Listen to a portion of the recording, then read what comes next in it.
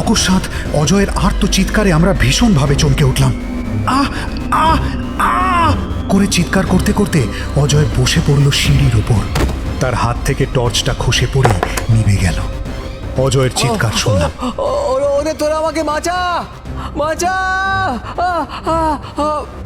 তারপরেই চুপ। আমরা হুড়মুড় করে নেমে গেলাম অজয়ের কাছে। টর্চটা কোথায় পড়েছে কে জানে। আমরা তো সেই অন্ধকারের মধ্যেই অজয়কে ধরাধরি করে কোনো রকমে নিয়ে এলাম ওপরে। বুঝলাম অজয়ের জ্ঞান নেই। সফটুনস FM বাংলা চ্যানেলে আপনাদের জানাই আমন্ত্রণ। আজ আমরা আপনাদের কাছে নিয়ে এসেছি হেমেন্দ্র কুমার রায়ের গল্প পোড়ো মন্দিরের আতঙ্ক। কলকাতা থেকে আমার কলেজের 3 জন সহপাঠী বন্ধু এসেছিল আমাদের গাঁয়ে বেড়াতে। তাদের নিয়েই আমি সেদিন বিকেলে গিয়েছিলাম গাঁ ছাড়িয়ে মাইল 1.5 দূরে ময়ূরাক্ষী নদীর তীরে। ওখানকার ময়ূরাক্ষীর 2 তীরের শোভা বড়ই নয়নমুগ্ধকর।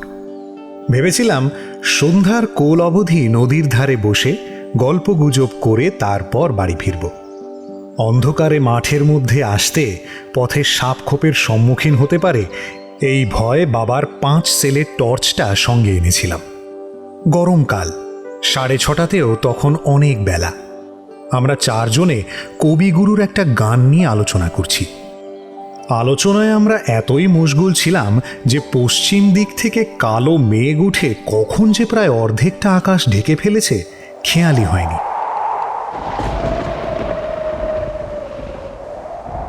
হঠাৎ ঝড় উঠতে খেয়াল হলো। আমরা ধর্মর করে উঠে পড়ে একরকম ছুটতে ছুটতেই বাড়ির পথে হাঁটা দিলাম। আমি জানি এই 1.5 মাইল পথের মধ্যে কোনো ঘর বাড়ি নেই, অর্থাৎ বৃষ্টির হাত থেকে শরীর বাঁচাবার মতো কোনো আশ্রয় নেই।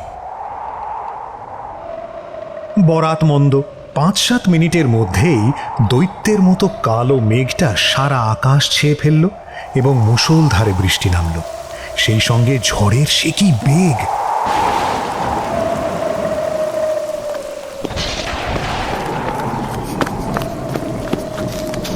প্রাণপণে ছুটতে লাগলাম আমরা 4 জনে। ছুটতে ছুটতেই আমার খেয়াল হয়ে গেল যে আরেকটু এগোলেই আমাদের ডান পাশে পড়বে একটা পুরো কালী মন্দির। সেখানে গিয়ে উঠলে ঝড় বৃষ্টির হাত থেকে তো বাঁচা যেতে পারে, কিন্তু সন্ধ্যার পর ওই মন্দিরের ধারে কাছে কেউ ঘেঁষে না। আমারও মন চাইছিল না ওইদিকে যাওয়ার। গাঁয়ের অন্য সকলের মতো ওই মন্দিরের প্রতি আমার মনেও ভয় আছে। অবশ্য ভয়ের কোনো কারণ আজ পর্যন্ত কিছু ঘটেনি কারো ক্ষেত্রে। ভয়টা কেবল সংস্কার বশেই।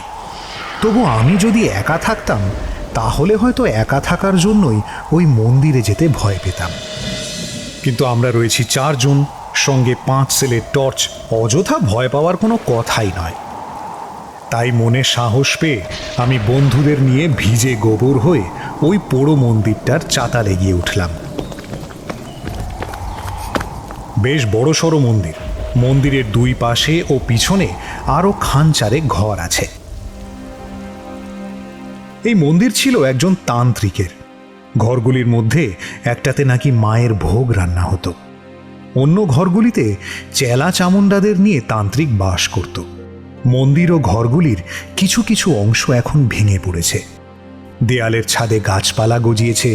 মন্দির প্রাঙ্গণ লতা গুল্মের ঝোপে ঝাড়ে আবৃত। এমন মুষলধারে বৃষ্টি না নামলে আমি কখনোই এই পোড়ো মন্দিরে আশ্রয় নিতাম না। এখন মাত্র সন্ধ্যা রাত, কিন্তু জায়গাটার পারিপার্শ্বিক পরিস্থিতি দেখে মনে হচ্ছে যেন এখন মাঝরাত। বন্ধু শ্যামল বলল, আচ্ছা জায়গায় আমাদের নিয়ে এলি বটে, সাপে খোপে কামড়াবে না তো? আমি টর্চটা জেলে চারিদিকে দেখে নিয়ে বললাম, দেখে তো সেই রকমই মনে হচ্ছে। কি করবো ভাই, যা বৃষ্টি নামলো। বাড়ি যে এখনো অনেক দূরে। এই বৃষ্টিতে এতখানি রাস্তা ভিজলে সবাইকেই জ্বরে পড়তে হতো। আরেক বন্ধু রতন বলল, সে কথা সত্যি, দেখে তো মনে হচ্ছে এককালে খুব জাঁকজমকের সঙ্গে পুজো আচ্চা হতো এখানে। বললাম, হ্যাঁ, মারাত্মক রকমের জাঁকজমক সহকারে এখানে কালী প্রতিমার পুজো হতো শুনেছি। সে জাঁকজমক এতই মারাত্মক ছিল যে কোনো লোক পুজো দেখা তো দূরের কথা, কোনোদিন প্রতিমা দেখতেও এখানে আসতো না। এ কথা শুনে শ্যামল, রতন ও অজয় সবিস্ময়ে জিজ্ঞাসু নেত্রে আমার দিকে তাকালো। আমি বললাম, শোন তবে এই মন্দিরের ইতিহাস যেটুকু আমি জানি।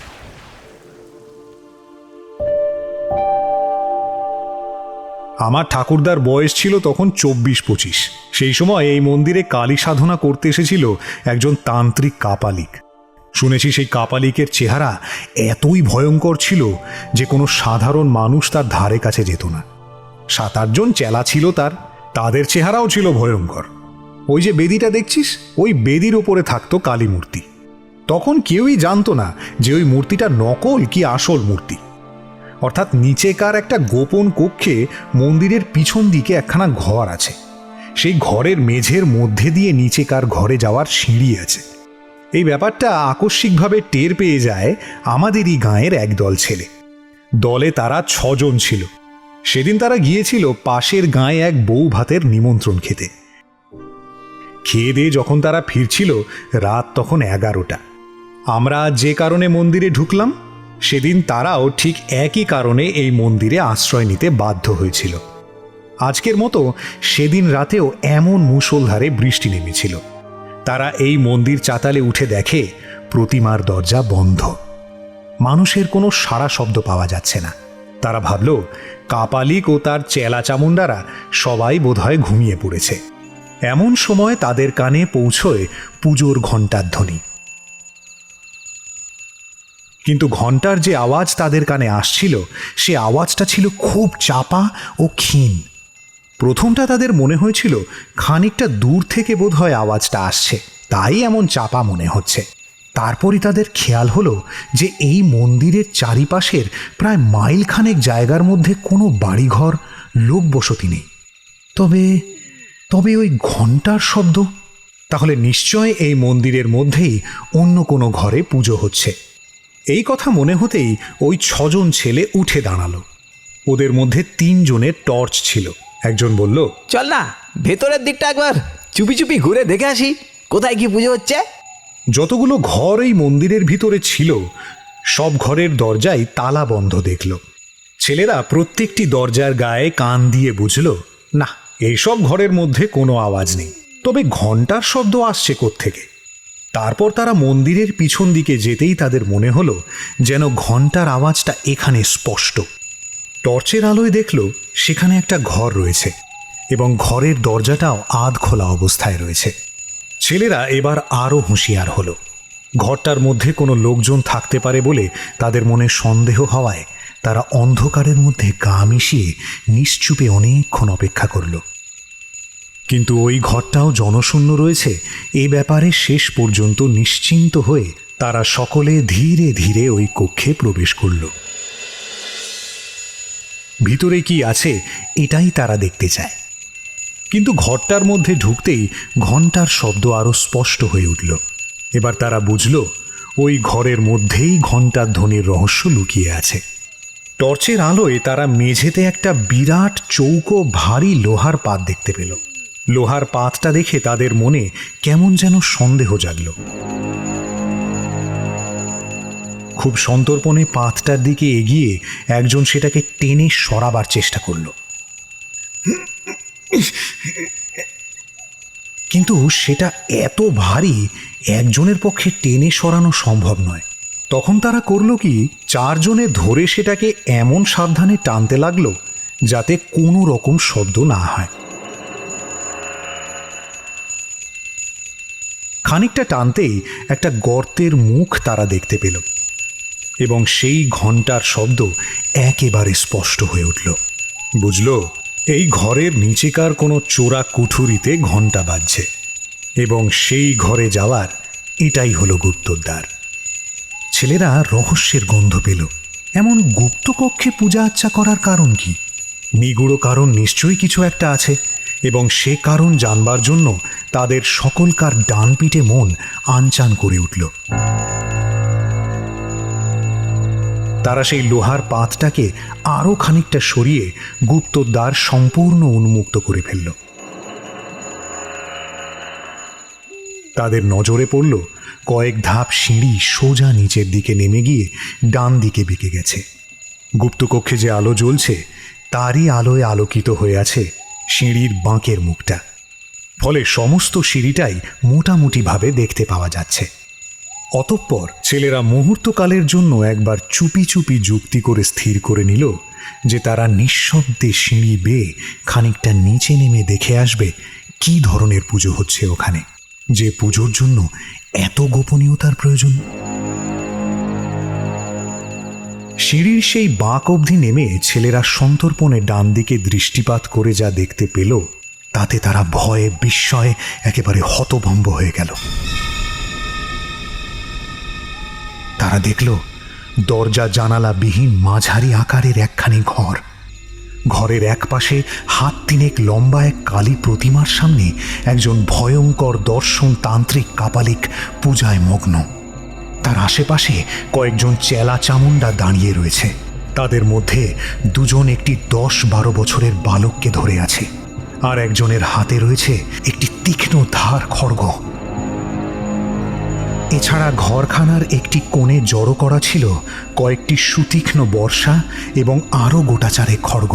ছেলেরা বুঝল এই মন্দিরের আসল পূজা এখানেই হয় এবং নরবলি পর্যন্ত হয়ে থাকে।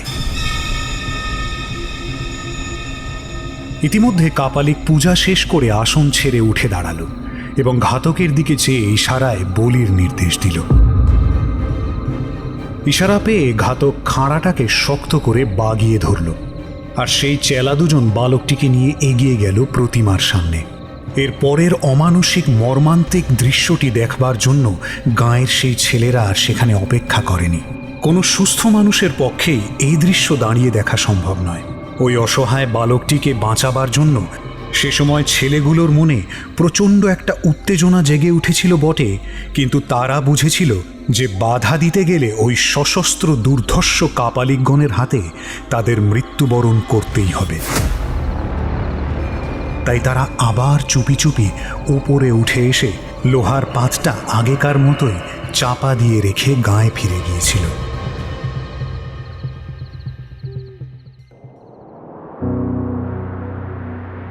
কিন্তু ওই হিংস্র নরঘাতক কাপালিকদের কথা তারা ভুলতে পারল না। ওই কাপালিকরা ইতিপূর্বে কত যে শিশু হত্যা, নরহত্যা করেছে তার হয়তো ইয়ত্তা নেই। তবে ওইসব বলি ওরা ছেলে চুরি যাওয়ার অপবাদের জন্য আশেপাশের গাঁ থেকে জোগাড় করত না। তা যদি করত তাহলে আমাদের গাঁয়ের মধ্যে ভীষণ একটা হইচই পড়ে যেত, কিন্তু সেরকম কিছু শোনা যায়নি কোনোদিন। ওরা নিশ্চয় কোনো দূর দেশ থেকেই বলি জোগাড় করত। যাই হোক, ভবিষ্যতে আর যাতে তারা কোনো মানুষ খুন করতে না পারে, ছেলেরা তার যথাযথ প্রতিকার করবার জন্য বদ্ধপরিকর হয়ে উঠল। নির্জনে অনেকক্ষণ ধরে যুক্তি করে তারা স্থির করল যে ওই কাপালিক ও তার চেলাদের সকলকে তারা হত্যা করবে, এবং কিভাবে হত্যা করবে তারও একটা সাংঘাতিক উপায় স্থির করে ফেলল। দিন 6-7 পরেই একদিন রাত 10টা নাগাদ তারা আবার এই মন্দিরের নিকটে এসে পৌঁছল। তাদের সঙ্গে বড় বড় টিনের 2 টিন পেট্রোল। এসব ব্যাপার তখনও পর্যন্ত তারা গাঁয়ের কোনো লোককেই জানায়নি, জানিয়েছিল কাপালিকদের হত্যা করার পরে। মন্দিরের নিকটবর্তী বড় একটি ঝোপের আড়ালে লুকিয়ে অনেকক্ষণ পর্যন্ত তারা মন্দিরটার দিকে তীক্ষ্ণ দৃষ্টি রেখেও কোনো জনমনীষীর সাড়া শব্দ পেল না। তখন তারা নিঃশব্দে মন্দিরের চালাতে গিয়ে উঠল। তারপর পিছন দিকের সেই ঘরখানার নিকট হতেই তাদের কানে ঘণ্টার চাপা আওয়াজ ভেসে এলো।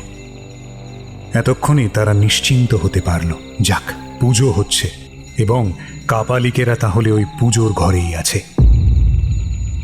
অতঃপর তারা এসে হাজির হলো সেই গুপ্তদ্বারের নিকট। তাদের এরপরের কার্যকলাপ অত্যন্ত ক্ষিপ্রতার সঙ্গে শেষ হলো। একজন একটু তফাতে সরে গিয়ে দেশলাইয়ের কাঠি জেলে একটা কাগজ ধরালো,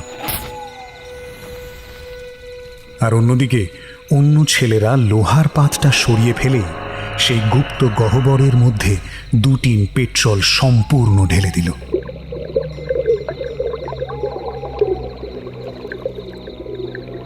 তারপর সেই জ্বলন্ত কাগজের টুকরোটা ভেতরে ফেলে দিতেই দপ করে গহ্বরের মধ্যে করাল অগ্নি জ্বলে উঠল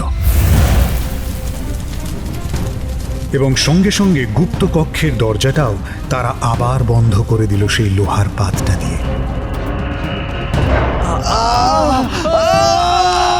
ততক্ষণে গুপ্ত কক্ষের মধ্যে কাপালিকদের বীভৎস অন্তিম চিৎকার শুরু হয়ে গেছে, কিন্তু সে চিৎকার অতি অল্পকালের মধ্যেই থেমে গেল। প্রচন্ড নিস্তব্ধতা নেমে এলো। তারপর শত্রু ধ্বংস করে ছেলের দল বীর বিক্রমে গাঁয়ে ফিরে গিয়ে সকলের কাছে প্রকাশ করেছিল তাদের দুঃসাহসিক কাণ্ড কারখানার কথা। শুনে গাঁয়ের লোক স্তম্ভিত হয়ে গিয়েছিল। কিন্তু এই মন্দিরের ধারে কাছে আগেও যেমন কেউ আসতো না, কাপালিকদের মৃত্যুর পরেও কেউ কোনোদিন শখ করে এইদিকে আসেনি। সেদিন সেই ছেলেরা যেমন এসেছিল, আমরা আজ যেমন এলাম, তেমন নিতান্ত দায় পড়ে হয়তো কেউ কদাচিৎ এদিকে এসে থাকতে পারে। গল্প শেষ করে আমি চুপ করতেই অজয় বলল, এমন কাণ্ড। অপর দুই বন্ধু নীরব। হঠাৎ ভয় আমার সারা দেহ শিউরে উঠল। সর্বশরীর কুঁকড়ে গেল আমার। হ্যাঁ, বেশ স্পষ্টই শুনতে পাচ্ছি ঘন্টার শব্দ। যদিও খুব চাপা, তথাপি সাংঘাতিক রকমের স্পষ্ট, যেন সেই বহুকাল আগেও যেমন ছিল এখনো তেমনই এই মন্দিরের চারিপাশে প্রায় মাইলখানেক জায়গার মধ্যে কোনো ঘরবাড়ি নেই। তবে তবে কোত্থেকে আসছে এই ঘন্টার শব্দ? সেই গোপন কক্ষে আবার কি কোনো নতুন কাপালিক আশ্রয় নিয়েছে? মন্দিরের যা পুরো অবস্থা তাতে নিঃসন্দেহে বলা যায় এখানে কোনো লোক বাস করে না। মন্দিরের সর্বত্র ধুলো বালি, শুকনো পাতা, কাঠিকুটিতে ভর্তি। দেয়ালের ফাটলে ফাটলে গাছপালা জন্মেছে। লোক বাস করলে মন্দির চাতালে এমন 1 ইঞ্চি পুরু ধুলোবালিও জমে থাকতো না, শুকনো কাঠিকুটিও পড়ে থাকতো না। তবে এই ঘন্টার আওয়াজ আসছে কোথা থেকে? এই মন্দিরের মধ্যে থেকেই আসছে, তাছাড়া আবার কোথা থেকে আসবে? শ্যামল, অজয় আর রতন, এদের কানেও পৌঁছেছে ঘন্টার শব্দ।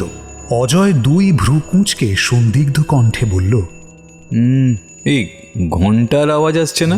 আমি বললাম, সেই অন্ধকারের মধ্যেও দেখতে পেলাম অপর বন্ধু জল জলে চোখে আমার মুখের দিকে তাকিয়ে আছে। অজয় হচ্ছে 1 নম্বরের ডান পিঠে ছেলে, অত্যন্ত সাহসী। সে আমাকে শুধালো, এই ঘন্টার আওয়াজ কোত্থেকে আসছে বলে মনে হয় তোর? আগে তো কাছাকাছি কোনো ঘরবাড়ি ছিল না শুনলাম, এখন? না, এখনো তেমনি মাইলখানেকের মধ্যে বাড়ি ঘর কিছু নেই বললাম। ক্ষণকাল ভাবলো অজয়, তারপর পুনরায় বলল, তাহলে কি আবার কেউ বা কারা সেই ঘরে ঠাকুর প্রতিষ্ঠা করে পুজো করছে? ওসব দেখে শুনে তো মনে হচ্ছে না 20 বছরের মধ্যেও এখানে কোনো লোক বাস করেছে। যাই হোক, ব্যাপারটা না দেখে ছাড়ছি না। আওয়াজ শুনে মনে হচ্ছে এই মন্দিরের মধ্যে থেকেই আওয়াজটা আসছে। চল তো সেই ঘরটার মধ্যে নিয়ে চল আমাকে। যে ঘরটায় বলছিলি লোহার পাতে ঢাকা গুপ্তপথ আছে। বললাম, সে ঘর তো আমি জানি নে, তবে শুনেছি পিছনের দিকে। দেখি চল। আমার সেদিকে যাওয়ার মোটেই ইচ্ছে ছিল না, কিন্তু পাছে শহরের বন্ধুদের কাছে আমি ভীরু কাপুরুষ প্রতিপন্ন হই, সেই ভয়েতেই আমাকে ওদের নিয়ে যেতে হলো। মন্দিরের পিছন দিকে পৌঁছতেই ঘন্টার আওয়াজ স্পষ্ট হলো। ভয়ে থরথরিয়ে কেঁপে উঠলাম আমি।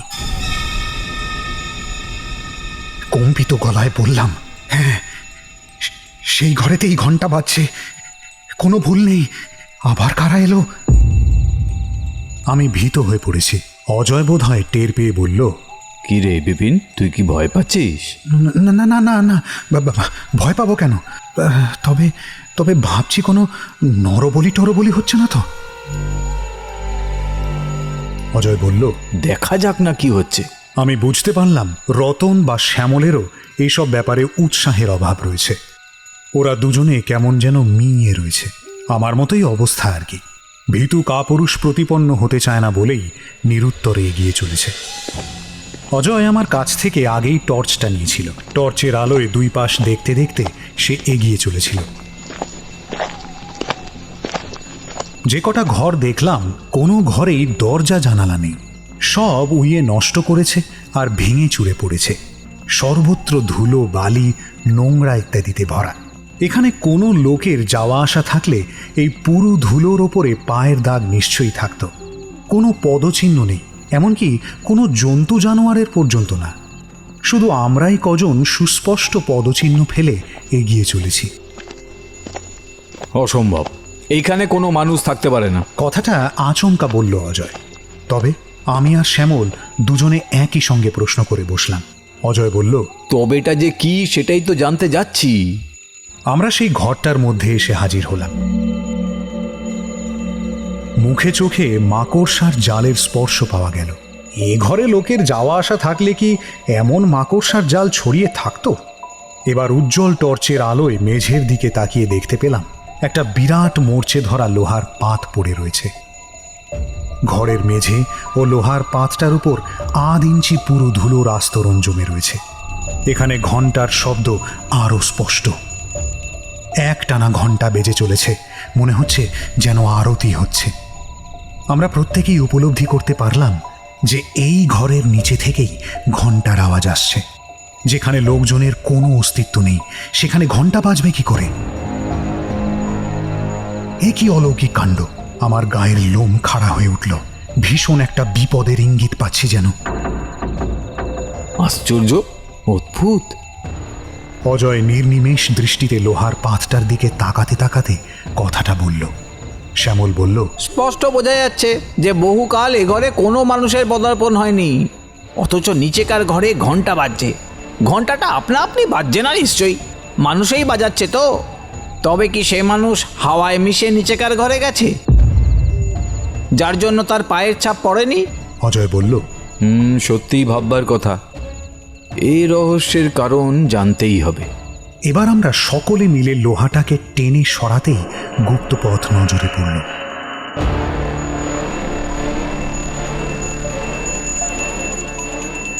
আর সেই সঙ্গে ঘণ্টার আওয়াজটাও একেবারে কানের কাছে এগিয়ে এলো। কিন্তু কি অন্ধকার গর্তটা! সিঁড়ির একটা ধাপও নজরে পড়ছে না।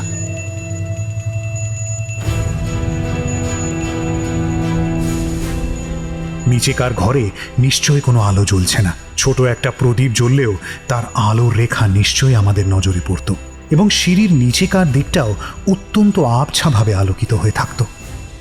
তবে কি অন্ধকারে বসেই পুজো করছে? এ কি অস্বাভাবিক ব্যাপার! অজয় চুপি চুপি বলল, আমার পিছু পিছু আয় তোরা, খুব সাবধানে নামবি, টর্চ জ্বালবো না, কোনো রকম শব্দ টব্দ হয় না যেন। দুপাশের দেয়াল ধরে ধরে নিঃশব্দে সিঁড়ির বাঁক পর্যন্ত নেমে দাঁড়ালাম। সঙ্গে সঙ্গে ঘণ্টার আওয়াজ থেমে গেল। চোখে কিছু দেখতে পাচ্ছি না আমরা। অস্বাভাবিক অন্ধকারে আমরা চারজনে যেন অন্ধ হয়ে দাঁড়িয়ে আছি। এত নিরেট অন্ধকার জীবনে কোনোদিন দেখিনি। আমরা সকলে গায়ে গা ঠেকিয়ে বেশ কিছুক্ষণ সেখানে দাঁড়িয়ে থেকেও কোনো মানুষজনের তো দূরের কথা, একটা আরশোলার অস্তিত্ব পর্যন্ত টের পেলাম না। হঠাৎ অজয়ের হাতের 5 সেলের টর্চটা জ্বলে উঠল। টর্চটায় ছিল নতুন ব্যাটারি। উজ্জ্বল আলোয় উদ্ভাসিত হয়ে উঠল চারিদিক। দেখতে পেলাম সেই গুপ্ত কক্ষের মেঝের উপর কতকগুলো নরক কঙ্কাল পড়ে আছে। প্রতিমা যেখানে ছিল সেখানে পোড়ো প্রতিমারও কিছু অংশ খাড়া হয়ে দাঁড়িয়ে রয়েছে। ঘরের একটা কোণে সেই বর্ষা আর খাঁড়াগুলোও রয়েছে। আরেকটা খাঁড়া পড়ে রয়েছে প্রতিমার কাছাকাছি জায়গায়। পূজার ঘণ্টা এবং কয়েকটা থালা, কোষাকুষি ইত্যাদি প্রতিমার সামনে পড়ে রয়েছে। এই সমস্ত জিনিস আগুনে পুড়ে এবং তার উপর ধুলোর আবরণ জমে এমন চেহারা হয়েছে যে বোঝবার উপায় নেই কোনটা লোহার তৈরি, কোনটা তামার বা কোনটা পিতলের জিনিস। বেশ কিছুক্ষণ ঘরটা দেখে নিয়ে অজয় গলায় বেশ জোর দিয়ে বলে উঠল, অসম্ভব, এই ঘরে কখনোই ঘন্টা বাজছিল না। ঘন্টার শব্দ অন্য কোথাও থেকে আসছিল। আমাদের সকলকারই শোনার ভুল হয়েছে। আর এখানে নয়, উপরে যাওয়া যাক। আমি বেশ স্পষ্টই বুঝতে পারলাম কথা বলার সময় অজয়ের গলা কাঁপছিল, আর আমার নিজের অবস্থা অত্যন্ত শোচনীয়। কি যে এক নিদারুণ ভয়, আমি ঘেমে উঠলাম। যাই হোক, আমরা উপরে উঠতে শুরু করলাম।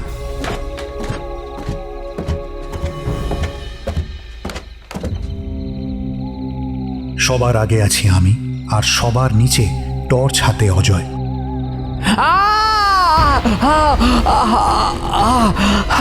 অকস্মাৎ অজয়ের আর্ত চিৎকারে আমরা ভীষণভাবে চমকে উঠলাম। আহ আহ আহ করে চিৎকার করতে করতে অজয় বসে পড়ল সিঁড়ির উপর। তার হাত থেকে টর্চটা খসে পড়ে নিভে গেল। অজয়ের চিৎকার শুনলাম। ওরে তোরা আমাকে বাঁচা, বাঁচা! তারপরেই চুপ। আমরা হুড়মুড় করে নেমে গেলাম অজয়ের কাছে। টর্চটা কোথায় পড়েছে কে জানে। আমরা তো সেই অন্ধকারের মধ্যেই অজয়কে ধরাধরি করে কোনো রকমে নিয়ে এলাম উপরে। বুঝলাম অজয়ের জ্ঞান নেই। তারপর কিভাবে, কত কষ্ট করে যে অচৈতন্য অজয়কে নিয়ে সে রাতে বাড়ি পৌঁছেছিলাম, সে কথা এখানে না বললেও চলবে।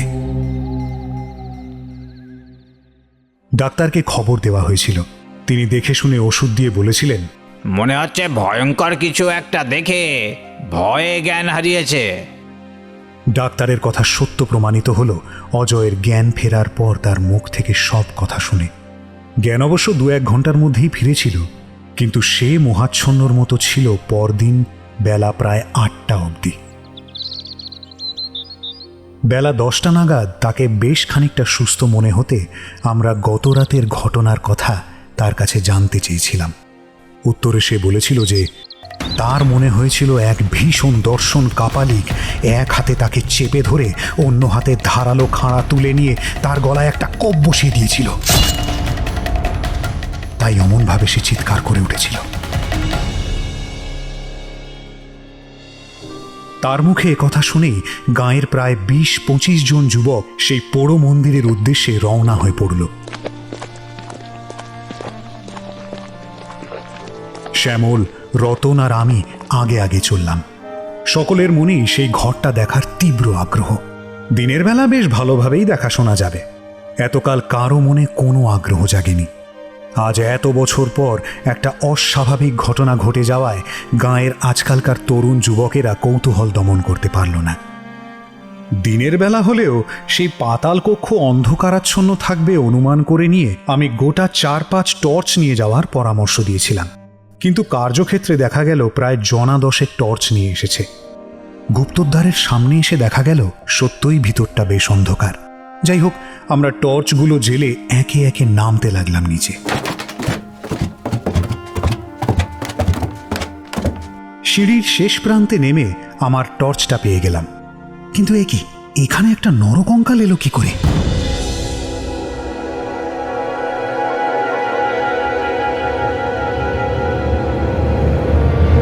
দেখেই শিউরে উঠলাম।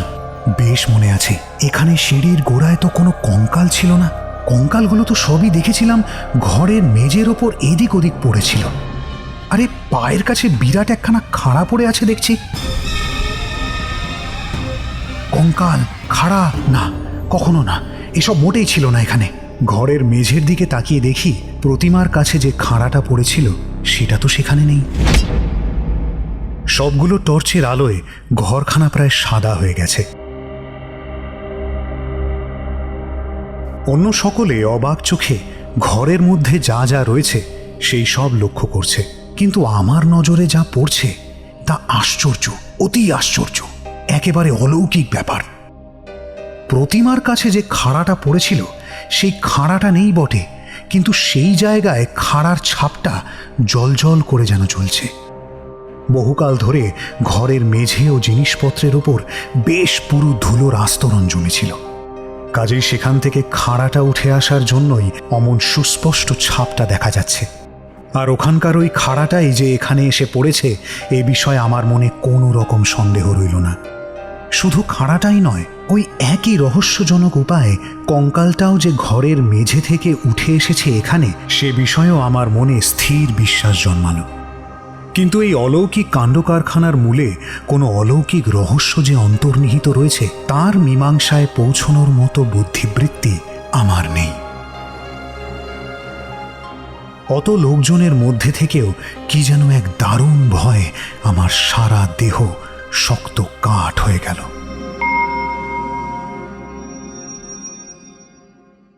সফটুনস এফএম বাংলায় শুনলেন পোড়ো মন্দিরের আতঙ্ক। গল্প পাঠে দিব্যেন্দু কুণ্ডু, অন্যান্য চরিত্রে রয়েছেন অঞ্জন রায়চৌধুরী, শব্দগ্রহণে মিলন কুমার প্রধান, ধ্বনি পরিকল্পনা ও স্পেশাল এফেক্টস দীপন দাঁ, প্রচার ও অলঙ্করণে সফটুনস, সমগ্র পরিকল্পনা ও পরিচালনায় সৌরভ মণ্ডল।